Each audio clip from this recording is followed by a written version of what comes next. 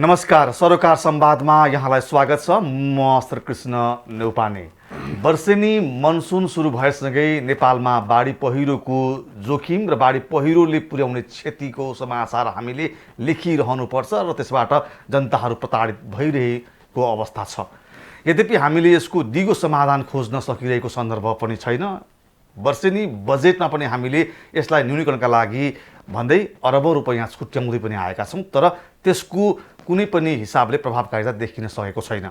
र आज हामीले छलफल गर्न खोजेको विषय पनि यही हो। यो प्राकृतिक विपत्तिलाई हामीले कसरी न्यूनीकरण गर्दै क्षतिहरू कम गर्दै जाने र सँगसँगै जुन प्राकृतिक सम्पदाले भरिपूर्ण हाम्रो देश छ, यी प्राकृतिक सम्पदाहरूको हामीले कसरी चाहिँ दोहन गरिरहेका छौँ, त्यसको प्रभावले पनि यो भइराखेको हुनसक्छ। तसर्थ यस्ता किसिमका प्रभावहरूलाई कसरी कम गर्ने भन्ने विषय आजको मूल विषय हो। र आज मसँग छलफलको लागि मैले निम्ति आएको अतिथि नेपाली कङ्ग्रेसका एकजना प्रभावशाली नेता, केन्द्रीय सदस्य, पूर्व मन्त्री मोहन बहादुर बस्नेत हुनुहुन्छ। उहाँ सिन्धुपाल्चोकबाट राजनीति गर्दै त्यहाँको पूर्व जनप्रतिनिधि पनि हुनुहुन्छ। तसर्थ आज हामीले यो मनसुन सुरु भएसँगै जसरी मेलम्चीमा बाढी पहिरोको विपत्ति आइपर्यो, त्यसमा केही मानिसहरूले ज्यान गुमाए, अरबौंको क्षति भयो। सिन्धुपाल्चोकमा पटक पटक यस्ता विपत्तिका घटनाहरू किन आउँछन् र सिन्धुपाल्चोकका नागरिकले यो विपत्तिलाई सधैँ कहिलेसम्म सहिरहने, यसको दिगो समाधान के हुन सक्छ, सिन्धुपाल्चोकका नेता, त्यहाँका जनप्रतिनिधिहरूले के गर्दै हुनुहुन्छ, के सोच्दै हुनुहुन्छ, यो विषय जोड्नेछु। अनि सँगसँगै नेपाली कङ्ग्रेसको आसन्न भनिएको महाधिवेशन अब पर सर्दै गएको हो त, किनकि यसको जुन कार्यतालिका थियो त्यो कार्यतालिका घर्किसकेको छ। साउन 12 गते वार्ड समितिको जुन वार्ड अधिवेशन हुनुपर्थ्यो, त्यो अधिवेशन घर्किसकेको अवस्थामा अब महाधिवेशनको भविष्य के त, यो विषय पनि आजको छलफलको विषय हुनेछ। नमस्कार, स्वागत छ कार्यक्रममा। धन्यवाद। हजुर, अब सुरुमा यहाँ सिन्धुपाल्चोकको एउटा प्रतिनिधि भनौँ न, पूर्व जनप्रतिनिधि भन्छु म, किनकि अब यसपालि जनताले यहाँलाई पत्याइदिएनन्, तसर्थ तपाईँले उहाँहरूको मतलाई चाहिँ मत नलिए पनि काम त गर्दै आउनुभएको छ, पूर्व मन्त्री पनि हुनुहुन्छ।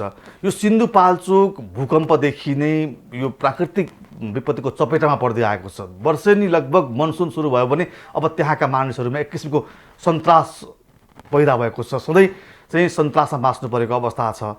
अनि विज्ञहरूले पनि सिन्धुपाल्चोकका कयौँ भूभागहरू चाहिँ मानव बस्तीका लागि जोखिमपूर्ण छन्, यिनीहरू सार्नुपर्ने भन्ने किसिमको प्रतिवेदन पनि दिएको देखिन्छ, तर पनि त्यसको जुन क्षति न्यूनीकरण हुनुपर्ने त्यो देखिँदैन। तसर्थ अब सिन्धुपाल्चोकका नागरिकको लागि स्थायी समाधान, यो सधैँ राहत बाँडेर उनीहरूलाई राहतका लागि मात्रै त्यहाँका नागरिकका लागि राजनीति गर्ने हो कि अब दिगो समाधान पनि खोज्ने हो त्यो सिन्धुपाल्चोकका नागरिकका लागि? धन्यवाद। हामी धेरै महत्त्वपूर्ण विषयसँग चाहिँ प्रवेश गरिरहेका छौँ। सबभन्दा पहिला त म पदीय हिसाबले म पूर्व जनप्रतिनिधि हुँ र कामको हिसाबले अहिले पनि सबैभन्दा चाहिँ त्यो जनताको काम गर्ने, सबभन्दा चाहिँ बढी काम गर्ने प्रतिनिधिको रूपमा म काम गरिरहेको छु। मलाई के लाग्छ भने कोही राजनीति गर्ने मान्छे पदमा होस् वा नहोस्, आफ्नो पार्टी सत्तामा होस् वा नहोस्, जनताको समस्या समाधान गर्ने कुरामा जनताको साथमा उभिन नसक्ने मान्छे जनताले भोट हालेका भए पनि प्रतिनिधि हो भन्न लायक ठान्दिनँ म। र जो पदमा छैन ऊ सधैँभरि जनताको साथमा बसेर जनताको समस्या समाधान गर्न सक्छ भने त्यो चाहिँ जनताको प्रतिनिधि हो भन्ने लाग्छ मलाई, सच्चा प्रतिनिधि। म त्यो काम अहिले पनि गरिरहेको छु। र सिन्धुपाल्चोकको प्रसङ्गमा कुरा गर्ने हो भने तपाईँले पृष्ठभूमिमा भन्नुभयो जस्तै बाढी पहिरोको प्रकोप निरन्तर रूपमै छ। अब कहिले कता होला, कहिले कता होला, कहिले कुन भागमा होला, यसका चाहिँ धेरै कारणहरू छन्। एउटा सिन्धुपाल्चोक जिल्लाको भौगोलिक बनोट यस्तै खालको छ। अब जहाँ चाहिँ पोखरा पछिको सबभन्दा पानी सिन्धुपाल्चोकमा पर्दछ। र अर्को चाहिँ हामीले यो बहुदलीय व्यवस्था आएपछि यो मोटरेबल बाटोको ट्र्याकहरू हामीले एकदमै धेरै खोल्यौँ, तर त्यो चाहिँ इन्जिनियरिङ पोइन्ट अफ भ्यू कति ठिक थियो कति ठिक थिएन, त्यो वास्तवमा ठिक नभएको पनि थियो। र त्यो जताततै ट्र्याक खोलिसकेपछिको अवस्थामा त्यसलाई व्यवस्थित ढङ्गले त्यसलाई पक्की सडकको रूपमा चाहिँ अब राख्न सक्ने अवस्था चाहिँ अब त्यो देखिएको अवस्था छैन। धेरैवटा सडक त्यो अवस्थामा छन्, थोरै हामीले व्यवस्था गरेको भए पनि। र अर्को कुरा चाहिँ यो 72 सालको महाभूकम्प, त्यो महाभूकम्पले नेपाल अधिराज्यहरूमा सबभन्दा बढी नोक्सानी सिन्धुपाल्चोकमा गर्यो र सिन्धुपाल्चोकमा महाभूकम्पको पराकम्पन 100औं पटक आयो, जसले गर्दाखेरि नेपाल अधिराज्यभरमा मानवीय क्षति झन्डै 40% सिन्धुपाल्चोकमा भयो। 99% घरहरू सिन्धुपाल्चोकमा भत्कियो। अब त्यसले गर्दाखेरि पनि यो जोखिम बढ्दै गयो र पराकम्पनले त्यो भूगोल ठुल्ठुलो बनाएर हल्लाइदियो। अर्को कुरा, सिन्धुपाल्चोक जिल्लामा सुनकोशी, भोटेकोशी, इन्द्रावती, मेलम्ची, इन्द्रायणी वा जलबिरे जस्ता नदीहरू त्यहाँ धेरै छन्। त्यो नदीमा ढुङ्गा बालुवा त्यो उत्खनन गर्ने काम मापदण्डभन्दा बेसी गर्ने काम चाहिँ त्यहाँ व्यापक छ, देशभरि छ। यो कुरा देशमा सिन्धुपाल्चोकमा पनि छ। मैले कुरा काटेँ। अब यो जुन यहाँले भन्नुभयो दोहनको लागि तपाईँहरूले संरक्षण गर्नुहुन्छ भन्ने आरोप छ, दलकै नेताहरूका चाहिँ भातृ सङ्गठनहरू। म भन्दैछु यसलाई कडाइका साथ चाहिँ यो असार र साउनमा समेत पनि चाहिँ यसलाई झिक्ने काम राजनीतिक नेतृत्व पङ्क्तिबाटै भएको छ। म यो कुरा स्वीकार्छु। तर म के पनि भन्न चाहन्छु भने यो गएको साल, योभन्दा अघिल्लो साल मैले त्यो जिल्लाको प्रहरी र प्रशासनलाई चाहिँ प्रयोग गरेर उहाँहरूलाई भनेर, नभए म बाहिरबाट लिएर आएर पक्राउन लाउँछु सम्म भनेर, यहाँको एसपी र सिडिओलाई भनेर मैले त्यहाँ दिटी बालुवा चाहिँ बर्सातमा असार साउन भदौ निकाल्न पाइँदैन। त्यो बेलासम्म पनि हाम्रा माननीय सभामुख अग्नि सापकोटाजीको भाइ सुबोधको नेतृत्वमा यहाँ माओवादीका तत्कालीन सरकारमा रहेका नेताका चाहिँ छोराहरू गएर चाहिँ 2 वर्ष अगाडि त्यो काम गर्दा मैले त्यहाँ एसपी र सिटिओलाई भनेर यदि तपाईँ सामान लानु लाउनुहोस्, होइन भनेदेखि चाहिँ म बाहिरबाट अर्को फोर्स लिएर आएर सामान लाउँछु। बोर्डर एरिया क्रस गर्ने बित्तिकै साउन अवस्था हारिरहेको अवस्थामा र डोजर लगाइरहेको अवस्थामा, स्क्याबर लगाइरहेको अवस्थामा भनेर मैले कराएपछि उहाँ त्यहाँ चाहिँ सबलाई लाग्ने काम हो। यो गएको सालको कुरा गर्नुहुन्छ भने त्यही सुबोध सापकोटा अग्निजीकै मान्छे होइन, उसकै भतिजा, उनीहरूकै निर्देशनमा हो। फेरि 3 महिनासम्म यिनीहरूले बालुवा निकाले। त्यसपछि मैले चाहिँ त्यो के गरेँ भने डङ्गुर पारेर धेरै करोडौँको बालुवाहरू चाहिँ निकालेपछि मैले एउटा वक्तव्य नै जारी गरेँ। सारा ठाउँमा चाहिँ साथीभाइलाई खटाएँ, काङ्ग्रेसका साथीभाइलाई। सबै ठाउँमा हेरेपछि गलत तरिकाले सबै नदीमा उत्खनन गरेर बसेको फेला पर्यो र ठुलो रास त्यहाँ चाहिँ प्रहरीले हेरेर पनि हेरेन। अनि मैले फेरि एसपी र सिटिओलाई फोन गरेँ र म चाहिँ वक्तव्य पनि निकाल्छु, 3 दिनभित्रमा यो बालुवाहरू सिल गरिएन भने र लिलामको प्रक्रियामा चलाइएन भने म भूकम्प पीडित र यो बाढी पीडितलाई यो बालुवा चाहिँ म बसेर बाँड्न लाउँछु। यो बालुवा चाहिँ अवैध हो भनेर चाहिँ मैले चाहिँ वक्तव्य पनि, मैले प्रेस विज्ञप्ति पनि निकालेँ। 3 दिन टाइम दिएर उहाँहरूलाई मैले फोन पनि गरेँ।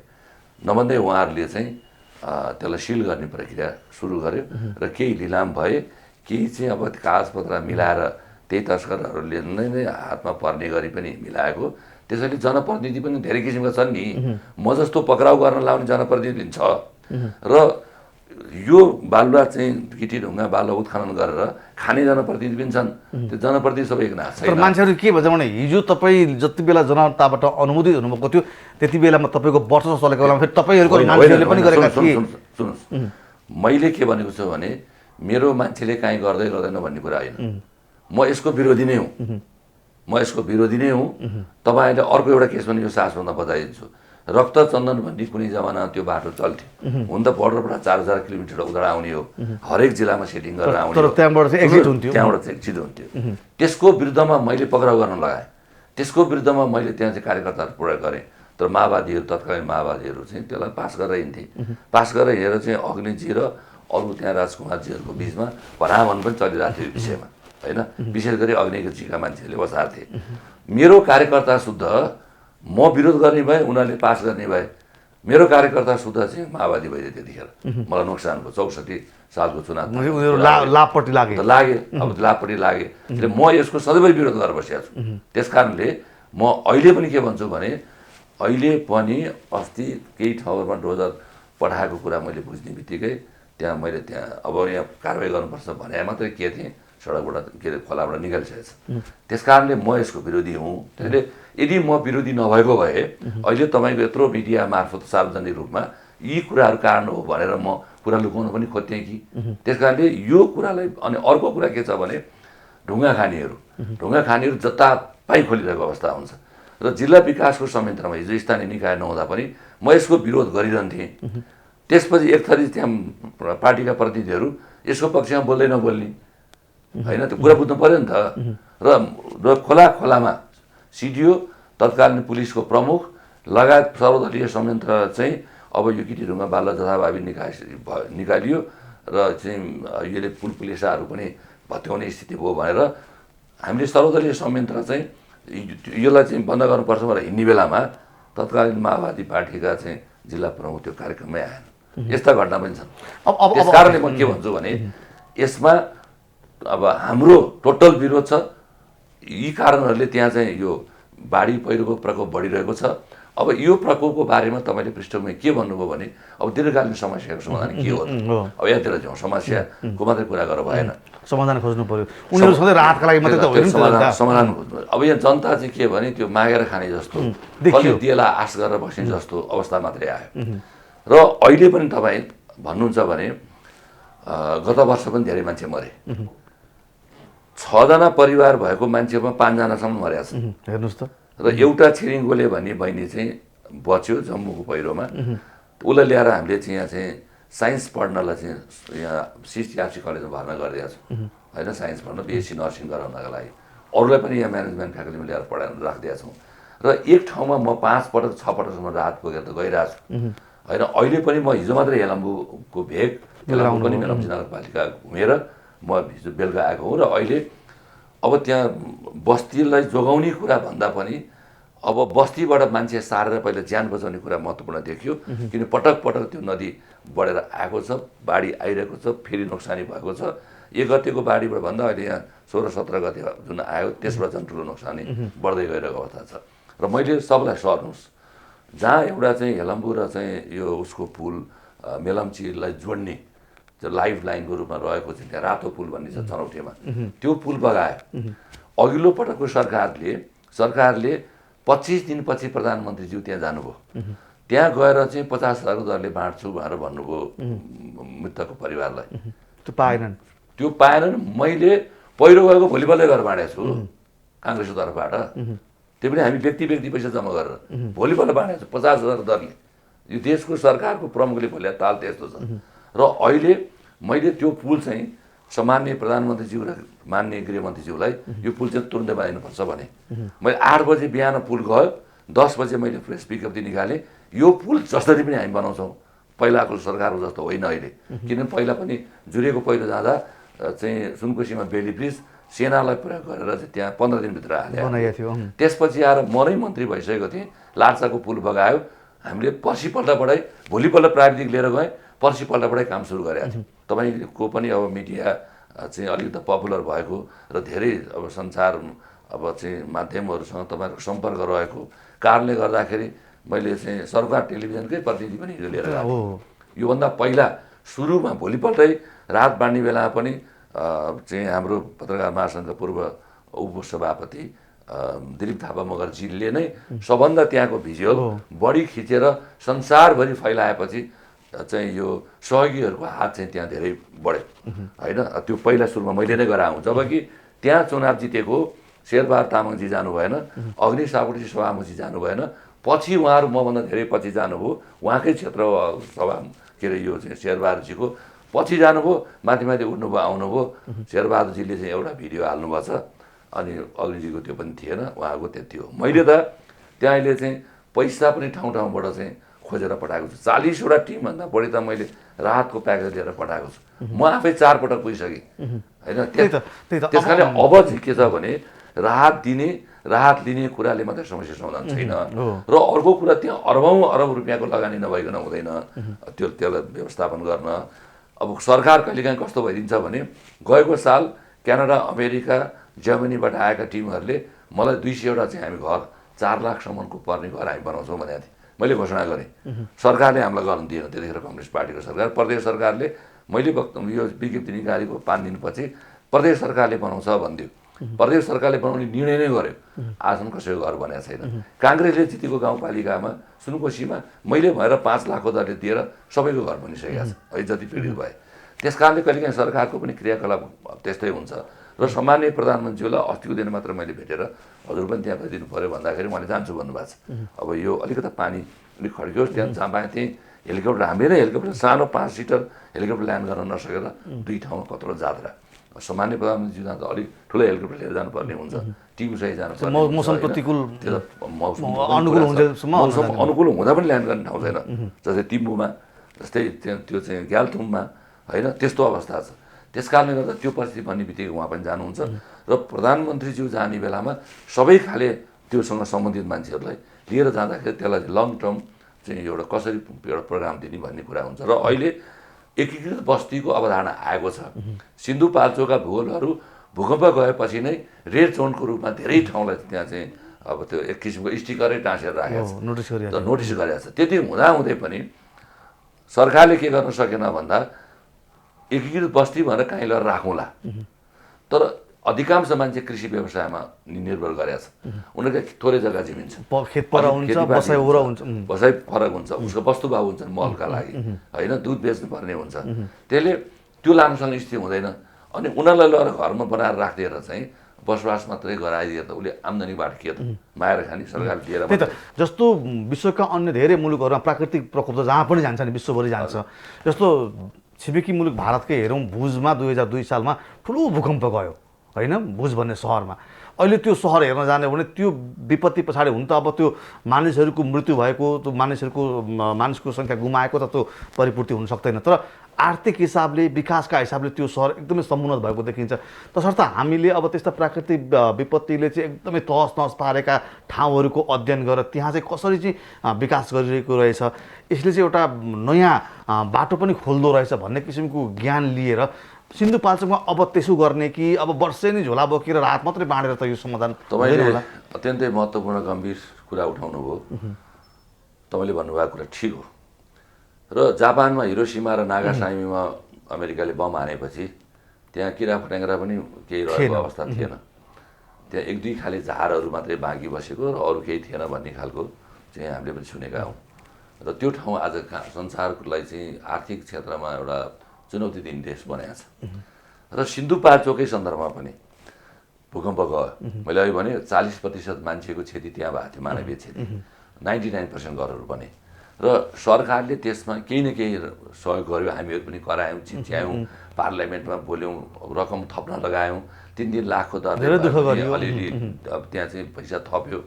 र अहिले चाहिँ ऋण धन गरेर दुःख सुख गरेर धेरै मान्छेहरूले चाहिँ आरसिसी ढलानमुख गरेर घर बनाएको छ। सबैको छैन, तर धेरैले चाहिँ त्यसरी बनाए।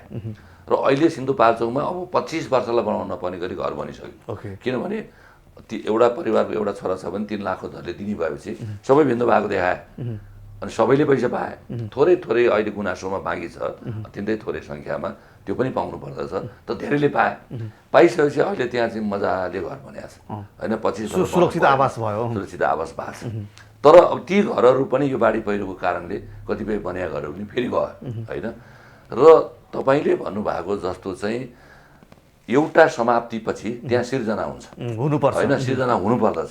यही कुरा मैले भूकम्पको बेला के भनेको थिएँ भने सरकारले यस्तो यस्तो मापदण्डको घर बनाए मात्रै हामी पैसा दिन्छौँ, नभए दिँदैनौँ भनेर घोषणा गर्यो।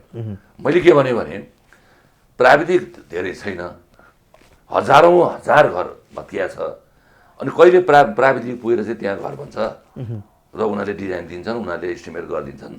त्यस कारणले आफू बन्ने घर सुरक्षित हुने गरेर बनाउनुहोस्, सबैको घरको पैसा दिलाउने जिम्मा म लिन्छु, मैले यही भनेर हिँडेँ।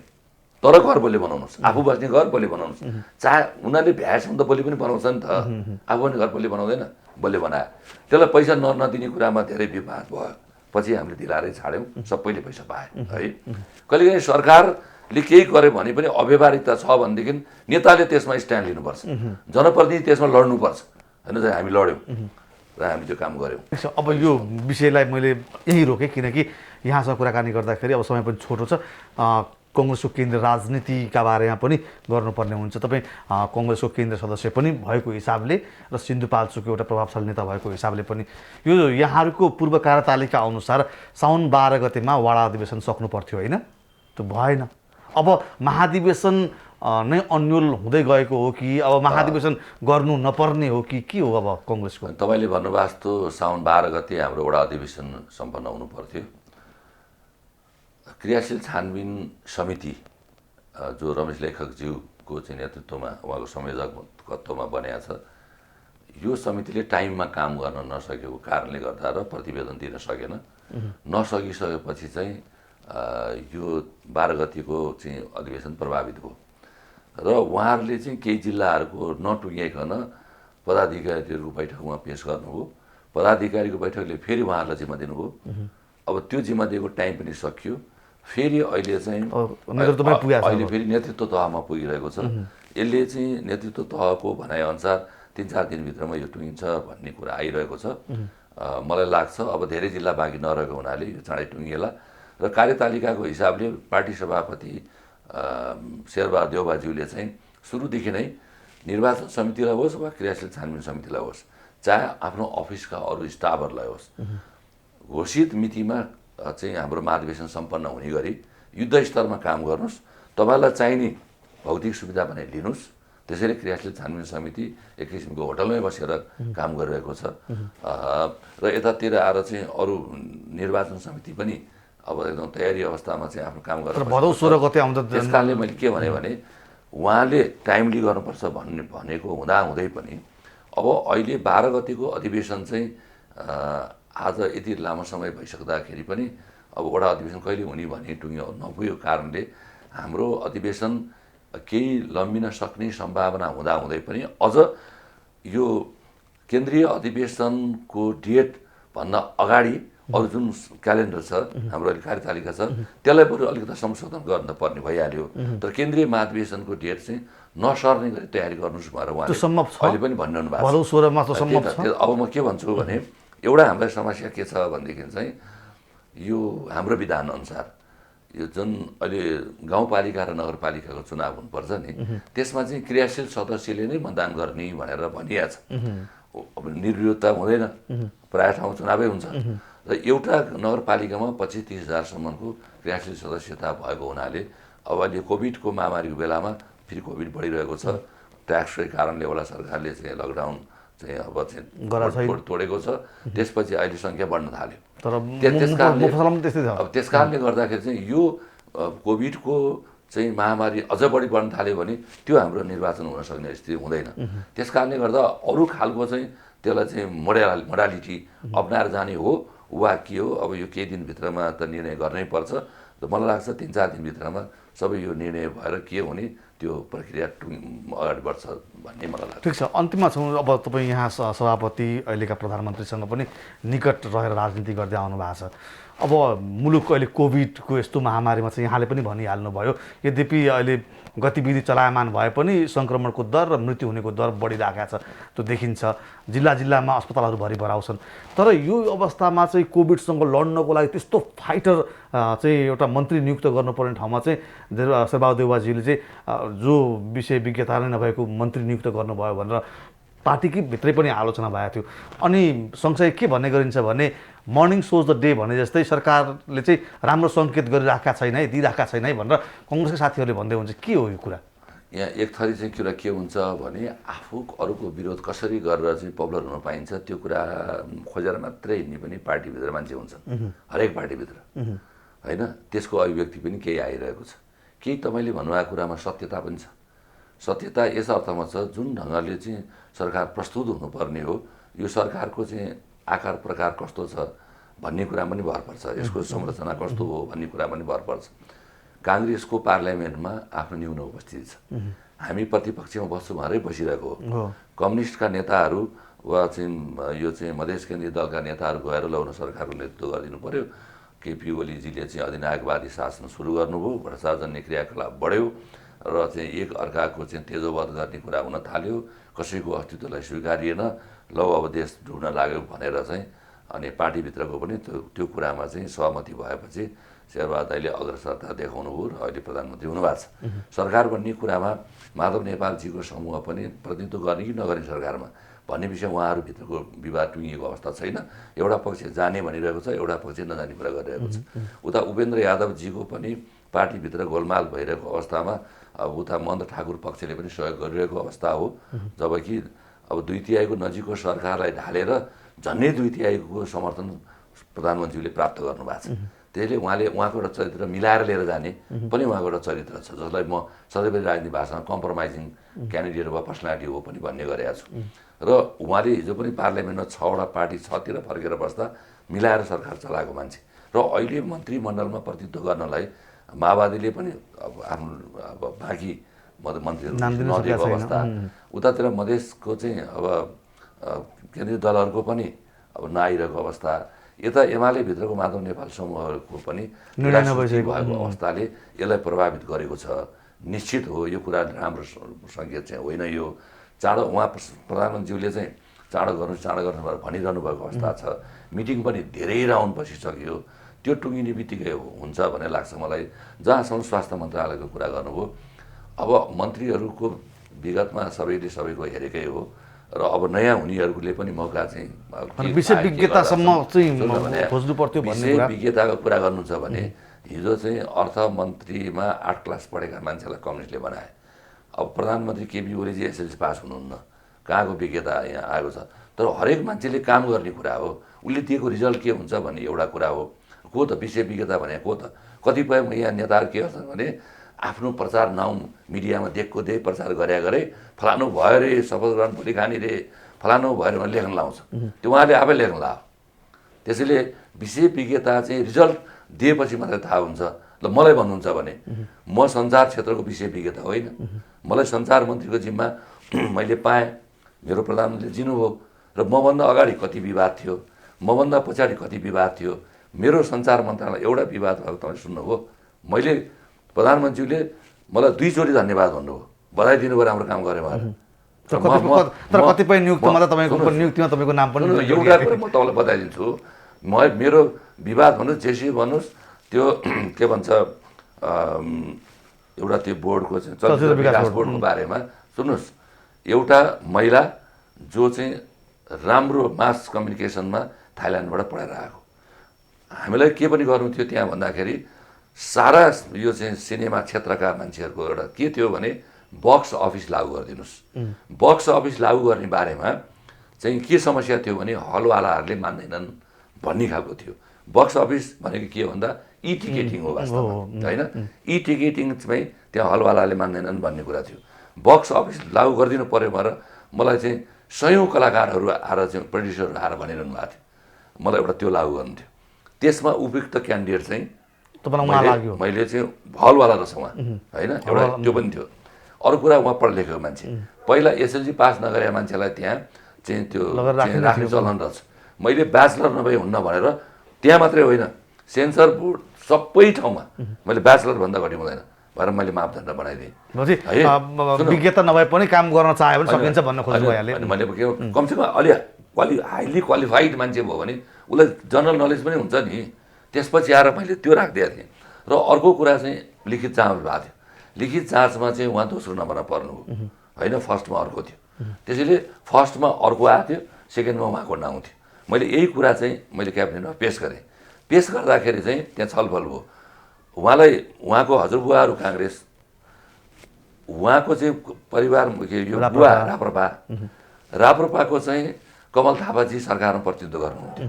मैले क्याबिनेटमा पेस गरेपछि कमल थापाजीले यो कुरा उठाउनु भयो। उठाएपछि मैले त ल्याइदिएको छु क्याबिनेटमा, प्रधानमन्त्रीज्यू कहाँ चाहिँ म लाछु, के गर्नुपर्ने हुन्छ गरे हुन्छ भनेर उहाँको नम्बर 2 नम्बरमा थियो, अर्कोको नम्बर 1 नम्बरमा थियो। लिखितको आधारमा मैले निष्पक्ष गरेर पठाइदिएको थिएँ। त्यसपछि जे आयो त्यो छनौट समितिले त्यही पठाइदियो। त्यसपछि आएर कमल थापाजीले उहाँको बारेमा अडान लिनुभयो, र प्रधानमन्त्रीज्यूलाई अरू मन्त्रीहरूले के भन्नुभयो भने अहिलेसम्म महिला एउटा पनि नियुक्ति भएको छैन, र यो एउटा गरिदिए पनि हुन्छ भनेर काङ्ग्रेसकाबाट प्रतिनिधित्व गर्ने नेताहरू मन्त्रीज्यूहरूले नि भन्न थाल्नुभयो। अनि त्यसपछि प्रधानमन्त्रीले पनि हुन्छ गरिदिनु त भन्नुभएपछि मलाई किन इन्ट्रेस्ट राख्ने, मैले जस्तो लिखितमा त्यस्तै लगिदिएँ। उहाँ दोस्रो नम्बरको भएको भए तापनि उहाँले चाहिँ त्यसरी छलफल भयो। छलफल भएपछि उहाँको नाउँ भयो, मैले नाइ भनिनँ, होइन? त्यो विषयमा चाहिँ अलिकता त्यो प्रचार नेपाली काङ्ग्रेस पार्टीका नजिकका कार्यकर्ताहरू रहेका मान्छेहरूले हामी भइदिया भयो भने थियो, उनी चाहिँ यस्तो भए हुन् भनेर चाहिँ भने। एउटा त सरकारमा समान सहभागिता थियो, राजनीतिक नियुक्तिहरूमा त्यो आफ्नो इन्ट्रेस्ट त्यहाँ त हुन्छ सबैको कुरा उठ्छ। अर्को महिला भइन्, अर्को हाइली क्वालिफाइड मान्छे पनि हो, र अर्को चाहिँ उहाँ भएकै कारणले गर्दाखेरि बक्स अफिस लागू इन्टरभ्यूमा चाहिँ त्यहाँ बक्स अफिस लागू गर्न तपाईँ सक्नुहुन्छ कि सक्नुहुन्न भनेर चाहिँ जोसुकैलाई पनि मेरो चाहिँ यो के भन्छ स्टाफहरूले जो त्यहाँ प्रतिनिधित्व गर्नुहुन्थ्यो सेलेक्सन कमिटीमा, उहाँले त्यो राख्दाखेरि म यो जिम्मा लिन्छु पनि भनेर उनले भनेको रहेछ। र पछि उहाँ नियुक्ति भइसकेपछि ल तपाईँ बक्स अफिस पहिला लागू गर्नु, त्यो लाग्नुहोस् भनेपछि सबै पक्षलाई बोलाएर मैले त्यही अफिसमा आफै आमन्त्रितको रूपमा गएर त्यो निर्णय मैले त्यही बेला गराएको थिएँ। र त्यो निर्णयमा फेरि हामी हिँडेपछि फटाफट काम सुरु भयो, टिकेटिङ सुरु भयो, र यसलाई क्रमशः देशभरि अब यो काम हुँदै गइरहेको थियो। अर्को सरकार आएपछि केही समय डिस्टर्ब भयो, तर कुरा कोभिड पछि अनेक हुन थाल्यो। तर बक्स अफिस 20औं वर्षदेखि यो चाहेको चिज हुन सकेको थिएन। मेरो पालामा बक्स अफिस सुधा लागू भएको छ। अब समय सकियो, विषयवस्तु धेरै थिए। अब अर्को बसाइमा फेरि यहाँसँग हामी छलफल गर्नेछौँ। आजको लागि भने समय र संवादका लागि यहाँसम्म आइदिनु भयो, यहाँलाई धेरै धेरै धन्यवाद। ल मलाई पनि यो सान्दर्भिक विषयमा केही आफ्ना कुराहरू भन्ने मौका दिनुभयो। तपाईँ र तपाईँको टेलिभिजन परिवारलाई हार्दिक धन्यवाद दिन चाहन्छु। धन्यवाद। हजुर, सरोकार संवादमा आज हामीले सिन्धुपाल्चोकका नागरिकको त्यो अहिले विपत्ति पछिको अवस्था र समग्र मुलुकमा प्राकृतिक प्रकोपको अवस्था र यसको समाधानको खोजीमा पनि छलफल गऱ्यौँ र सँगसँगै नेपाली कङ्ग्रेसको आसन्न महाधिवेशन लगायतका विषयमा छलफल गऱ्यौँ। यसका लागि आज मसँग हुनुहुन्थ्यो नेपाली कङ्ग्रेसका एकजना नेता मोहन बहादुर बस्नेत। हवस् त, आजको सरोकार संवाद यति नै। म श्रीकृष्ण नेउपाने बिदा हुन्छु। नमस्कार।